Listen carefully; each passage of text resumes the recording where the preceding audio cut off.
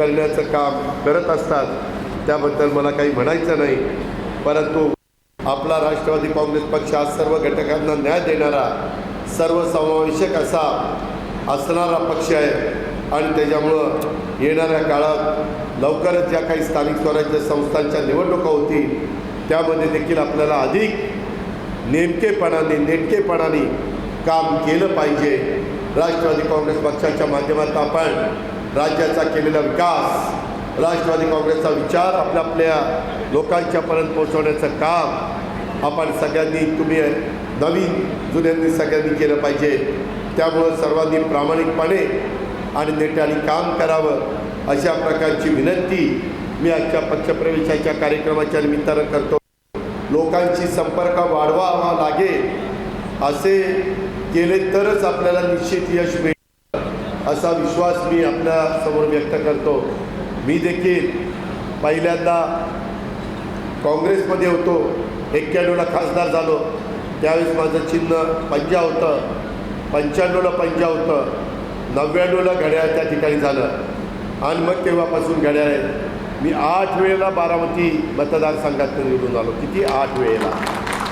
मित्रांनो, 8 वेळेला निवडून येणं हे काही येड्यागाबाळ्याचं काम नाही. काम करावं लागतं, वेळ द्यावा लागतो, लोकांना आपलंसं करावं लागतं.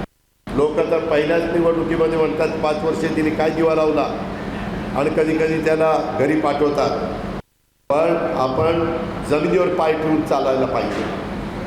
आपलं हवेत चालून चालत नाही.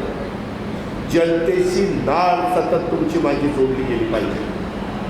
त्याच्यामध्ये दिव्यांग असेल, त्याच्यामध्ये कुणी असेल, तो जर आला तर त्याचं म्हणणं समजून घेतलं पाहिजे. मलाही माहिती आहे, मी माझ्या 35 वर्षाच्या राजकीय जीवनामध्ये 100% कामं कुणाचीच करू शकलो नाही. पण जेवढी करता येणं शक्य आहे ते तर केली पाहिजे. आता आजच मला काही माझ्या सहकाऱ्यांनी सांगितलं की दादा CCI येथे कापूस खरेदी मार्च 25मध्ये ती फेब्रुवारी 25च्या लीनप्रमाणे खरेदी सुरू ठेवा. ही मागणी शेतकऱ्यांची रास्त आहे. मी लोकप्रतिनिधी, उपमुख्यमंत्री यांना तरी लक्ष घातलं पाहिजे. हे शेतकऱ्यांचं हे काय एकट्या शिवराज घोटाळकरांचं काम नाही, हे माझ्या शेतकरी समाजाचं काम आहे. आणि त्याच्यामुळं हे काम असेल किंवा आत्ताच मला अनेक निवेदन दिली. रमजानचा पवित्र महिना त्या ठिकाणी सुरू होतो. दुकानदारांचा व्यवसाय चालवण्यासाठी रात्री उशिरापर्यंत त्या ठिकाणी वेळ वाढवून दिली गेली पाहिजे. परंतु ते करताना त्या विभागाला आम्हाला सांगावं लागेल, जर 8 तासाच्या पुढं तो आतला कामगार काम करत असेल तर त्याला अधिकचं मान्य पाहिजे. त्याच्या संदर्भामध्ये त्याला ओव्हरटाईम आपण म्हणतो तसा दिला पाहिजे. माझ्या मुस्लिम बांधवांना देखील उशिरापर्यंत दुकानं चालली तर त्यांना जो काही रमजानच्या पवित्र महिन्याच्या निमित्तानं जी काही खरेदी करायची असते ती पण खरेदी करतं येणं सोपं जातं. म्हणून उशिरा मार्केट चालू ठेवलं तर त्या ठिकाणी दुकानदारांचा पण व्यवसाय चांगला व्हायला त्याच्यामध्ये मदत होते.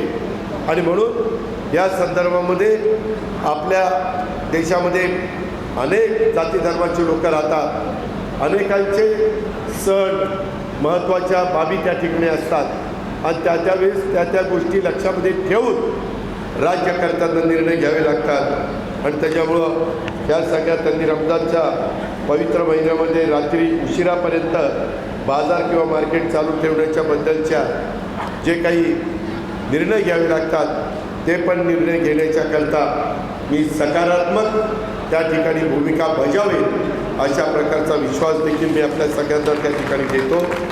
आता मोहनराव, तुम्ही काही काळजी करू नका, प्रतापराव तर आहेच. मी तुम्हाला हेही सांगतो की मी मध्ये देखील मंत्रिमंडळ करत असताना साधारण आम्हाला तिन्ही पक्षाला मिळून 237 आमदारांचं पाठबळ आहे. नांदेडकरांनो, महाराष्ट्राची निर्मिती झाल्यापासून एवढं पाठबळ कुणाला मिळालं कधीच नाही. एवढं प्रचंड पाठबळ आहे. समोर फक्त 50 आमदार आहे. ठीक आहे, तेही विरोधी पक्षात आहेत, त्यांनाही मान सन्मान दिला पाहिजे.